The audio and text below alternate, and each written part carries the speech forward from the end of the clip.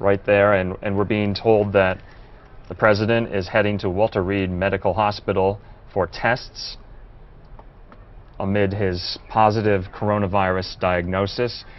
On the upper left of your screen, you're getting an exterior shot of Walter Reed Hospital. But right now, as you can see there, we weren't sure if they were taking the motorcade there or flying via Marine One. It looks like they're going to be taking Marine One there in the lower right hand of your screen. That's right outside the White House, I believe. And so we are going to be just holding on these live pictures right now. This is a breaking news situation. And again, Andrew, we just heard from Kaylee, his press secretary. She said, quote, out of an abundance of caution and at the recommendation of his physician and medical experts, the president will be working from the presidential offices at Walter Reed for the next few days. So this is not temporary. This is going to be for the next few days that he's going to be there. And White House spokespeople have been saying all morning that this is mild. This is a mild case. He was being monitored, but Chris Wallace just now on Fox with this quote, let's put it bluntly, the president is being hospitalized for the coronavirus. We all hope and pray for a quick and dramatic recovery, but this is not good news. Those are Chris Wallace's words right there.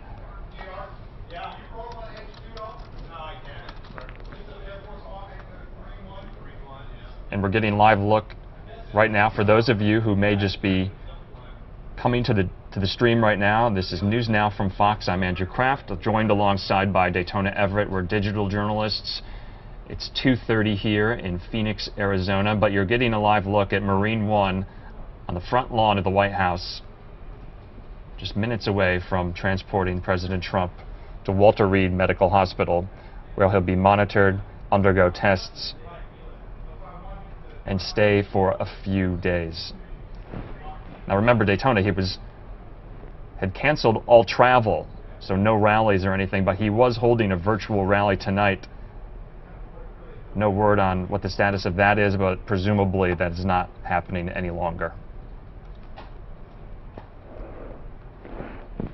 And just about an hour ago, we heard from the White House press secretary as well, and his physician, saying that he is in good spirits, but that he was suffering, some symptoms. We don't know how extensive those symptoms are right now at this time, but again, just an abundance of caution that they're taking with President Trump. That's right, and just to reiterate, this letter from the physician to the president that we got a couple of hours ago.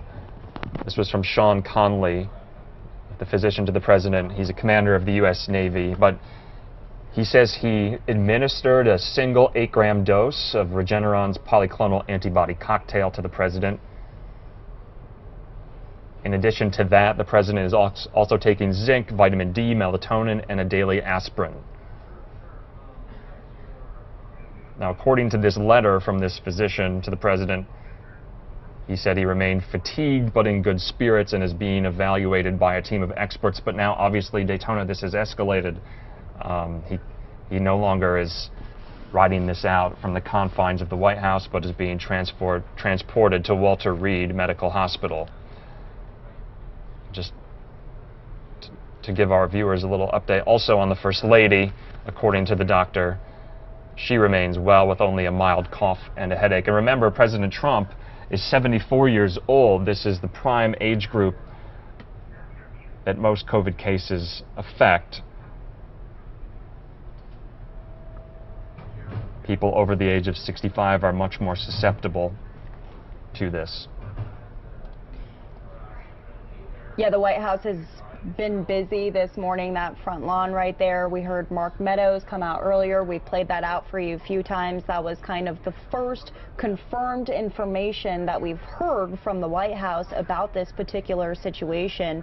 Andrew and I were covering this developing story last night, and most of it was coming out online on Twitter. There wasn't a lot of confirmed reports coming from the White House, but today more reports coming out, and now confirmed that Marine One right there on the lawn, will be taking President Trump to Walter Reed Medical Center out of an abundance of caution for the condition of the president.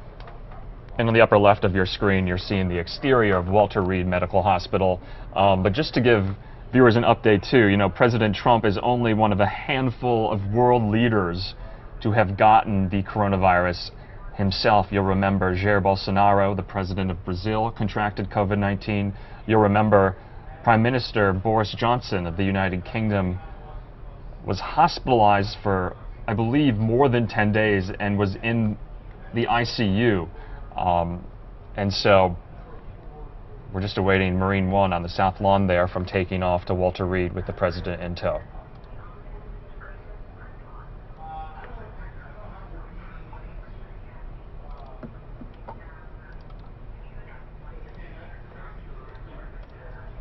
Obviously, with only 32 days left till the general election, this has put quite the wrench in President Trump's campaigning. We heard earlier from former Vice President Joe Biden and Democratic candidate wishing the President and the First Lady his best, hoping for a speedy recovery, but also reiterating and urging America really take this under control. If this is anything, he said, this is a learning moment for the country. And we're following all the reaction on social media as well and Twitter.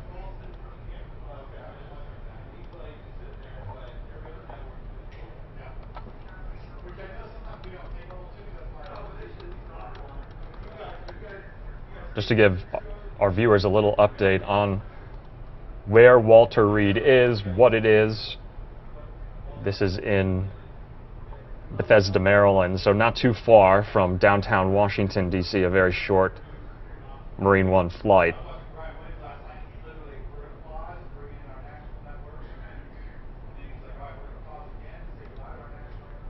The Walter Reed National Military Medical Center is its official title. You'll remember many presidents go here to visit wounded veterans, wounded Americans from war, most notably George W. Bush, Barack Obama, even the president himself have visited wounded veterans here.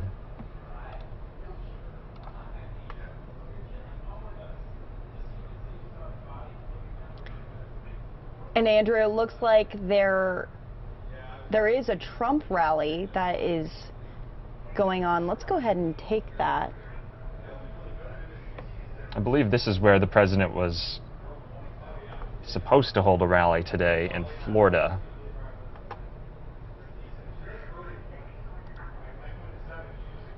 That's right, this is Sanford, Florida. And you're seeing scores of the president's supporters waving Trump flags.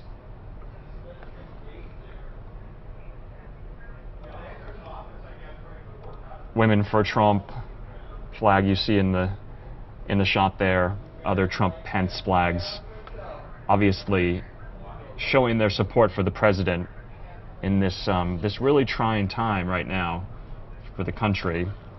A lot of uncertainty at the moment. Andrew, as we wait for this situation to kind of develop, we do have an interview from our sister station, WFLD. It's a doctor interview with Dr. David Zich. He's speaking about how the virus affects people 70 years old and up. Interesting topic right there with this. Let's take a look. Doing fine. We are just getting reports that he is experiencing mild symptoms right now. But how serious is this risk to his health? Here's what we know about his health so far. At the age of 74, and take a look at this, he is considered in a high-risk group. Now, based on news reports after his physical in April, his weight was 244, and at 6 feet 3 inches tall, he is considered mildly obese. And we know obesity triples the risk of hospitalization from COVID-19.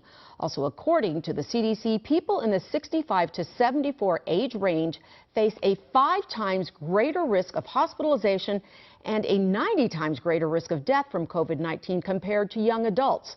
So where does this put the president? We're joined by Dr. David Zich from Northwestern Medicine to talk about this morning. Good morning to you, Dr. Zich. Good morning. Good to see you. Okay, so we are being told that the president is experiencing mild symptoms right now. If he was exposed and he's experiencing mild symptoms, how long do you think it would be before we can see if it would get, just how serious it would get? It's extremely variable person to person. Symptoms generally show up about 2 days to 12 days after, and once you start experiencing symptoms like he is, they may stay completely mild for a few days and resolve, or they might get extremely bad. In general, people who are going to be hospitalized usually do so within 8 days of symptoms. So we'll be watching very carefully to see the trajectory of his illness. So I just talked a little bit about his risk factors. If you were his physician, how concerned would you be for his health right now?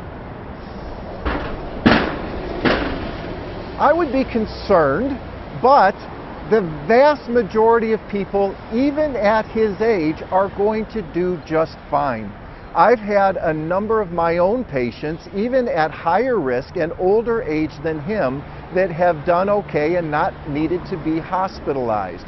So he needs to be monitored every day. With my patients, I ask them to take their temperature every day.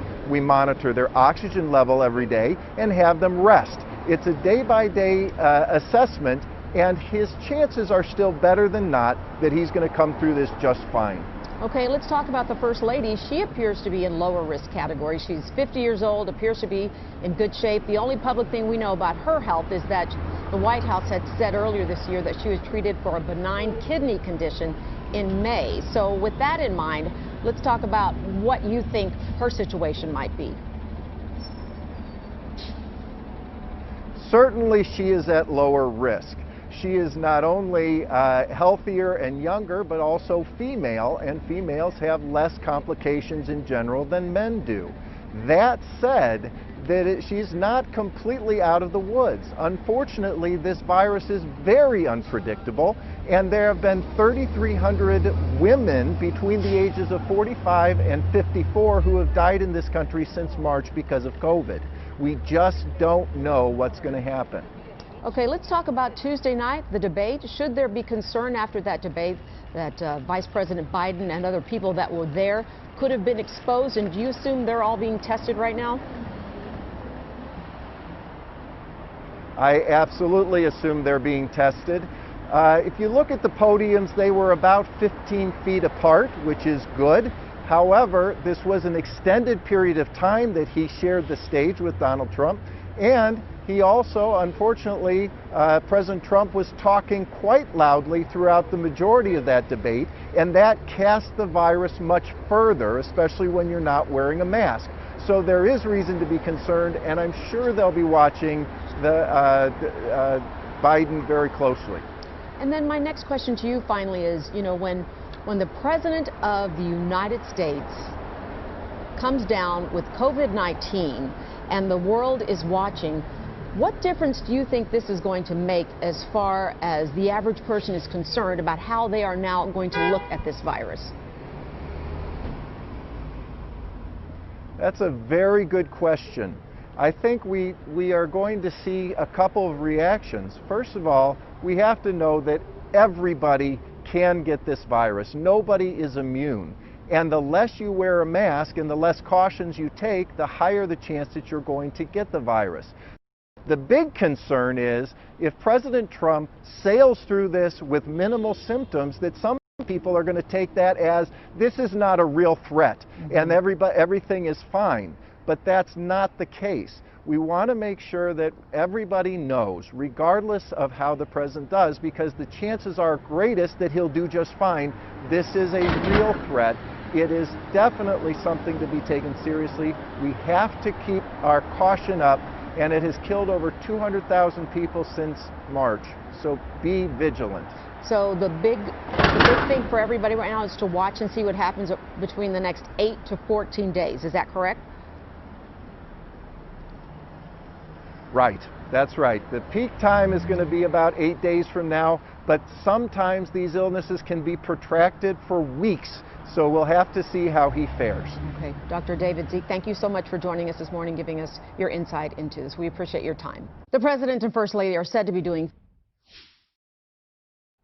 All right, for those of you who are just now watching, I'm Andrew Kraft, News Now from Fox's digital journalist, joined alongside Daytona Everett. You're getting a live look at Marine One on the south lawn of the White House, where just moments ago we learned that the president is being hospitalized at Walter Reed Medical Center. He is on his way from the White House soon, not yet, but we're bringing you this live continuing coverage of the president's positive coronavirus case. And Andrew, we're taking both angles right now. That's the medical center in the top left-hand corner, and that is Marine One in the bottom right-hand corner. Full coverage for you right now. Every minute there are developing details to this specific situation. Obviously, the President of the United States was diagnosed with this COVID-19 virus officially last night. It was or early this morning, depending on which time zone you were at. All of this happening just within the past 24 hours, including his own wife, the First Lady, Melania, also testing positive for the virus. She hasn't been affected by this virus from the reports that we're seeing as much as the President has. We've heard just a little bit from the White House Press Secretary, Kayleigh McEnany, and she's released a couple of details. But other than that, we're just kind of standing by waiting to see what's going to happen. Yeah, and like you just saw from our sister station there interviewing that doctor, the president is in that high-risk age group. He's 74 years old. Obviously, this affects Americans over the age of 65 are more susceptible to this, and the president does fall in that age group. I want to give you an update, though, on where the vice president is in all of this. There's reporting suggesting that he is home in Washington at the U.S. Naval Observatory and remains in good health. That's what sources are saying to Fox. You know, Daytona, I don't want to bring this up, but it has to come to mind for those watching. You know, is the president still in charge? And all sources indicate that, yes, he is still in charge. You'll remember, though, when Prime Minister of the United Kingdom, Boris Johnson, came down with coronavirus back in April. He was hospitalized. He wasn't put on a ventilator, but he did go to the ICU, and he asked his foreign secretary at the time, Dominic Raab, to deputize where necessary. Right. So still monitoring to see if anything like that happens, but the President Trump is obviously still in charge of the country. And thus far, we haven't heard a whole lot from Vice President Mike Pence. He still has his scheduled events that are going to happen in the next week or so, including that debate that's going to happen next week between him and Kamala Harris. So far, all of that is still scheduled, but again, he's still trekking along, and he would be the next person in succession after the president. But not only the vice presidential debate next week, the next presidential debate is October 15th in Miami. We'll bring you any updates on that, but as of right now, you know, what would be the likelihood of that debate still going on? We don't know. Sure.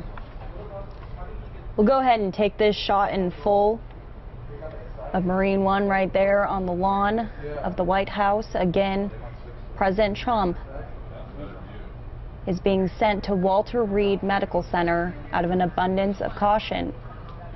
That's right, Daytona, and sources, just to describe his condition, have said he remains in good spirits. He talked to Senate Majority Leader Mitch McConnell this morning, and Senate Majority Leader McConnell reiterated those sentiments, those thoughts, that he does remain in good spirits. But we're hearing he's struggling with a low-grade fever, a cough, nasal congestion, your typical symptoms for COVID-19.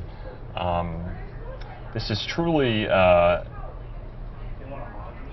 momentous time right now in American history. I can't remember, obviously, the last time where the medical history and the health of the sitting president has ever been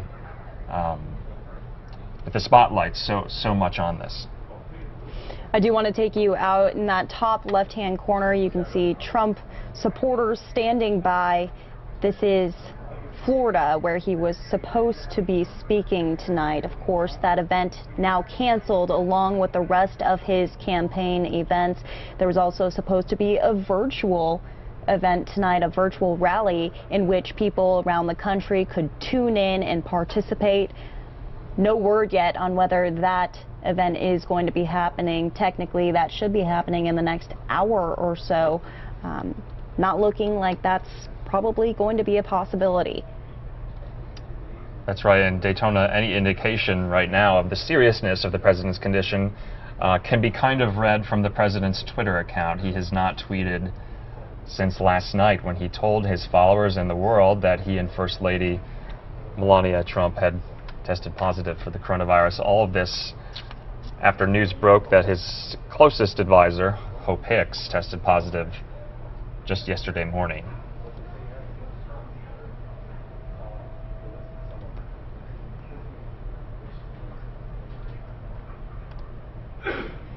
Now, of course, we want to keep that shot up for you of Marine One, but we do want to show you this graphic that we have here that was made by Fox News. Let's take a look at that. This is COVID-19 at the White House. You can kind of see who has been affected by the virus, who's tested positive, who has tested negative. And again, it's really, really hitting them hard. Let's see if we can take that in full so you can see exactly what we're showing you here. That's right, Daytona. You're seeing on the left-hand side the people at the White House who have tested positive, President Trump and the First Lady, the RNC chairwoman, Ronna McDaniel, and like I said just a few minutes ago, counselor to the president, Hope Hicks. But outnumbering those are the people who have tested negative at the White House, thankfully. But, you know, going into the weekend, we could definitely see more positive cases out of the administration. You're seeing already earlier today, Senator Mike Lee of Utah tested positive. He was at the president's ceremony to nominate Judge Amy Coney Barrett last Saturday. And so we'll bring you any more information on if anyone else tests positive for the coronavirus in the administration.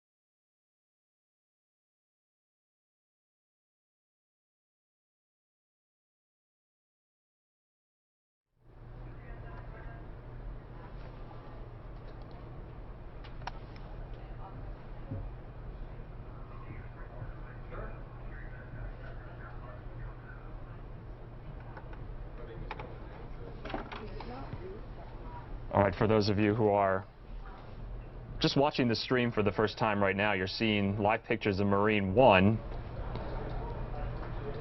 idling there on the south lawn of the White House, waiting to transport the president to Walter Reed Medical Center. He's being medevaced after testing positive for the coronavirus. His situation seems to be serious. He was saying that he had mild symptoms earlier this morning: fever, low-grade fever, cough, nasal congestion.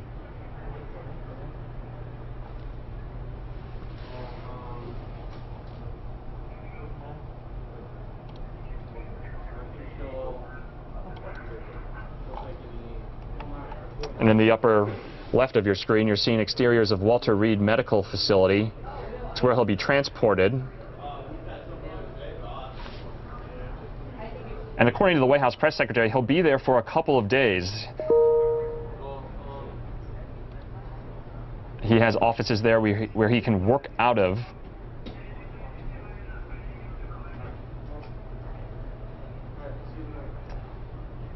We don't know when Marine One will be taking off. We'll just hold that there.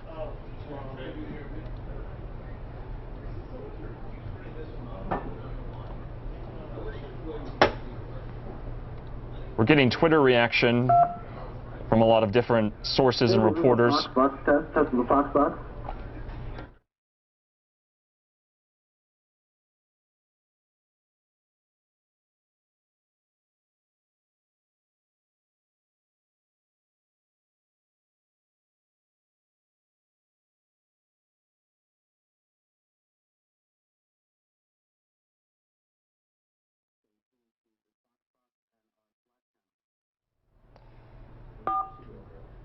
What they just say?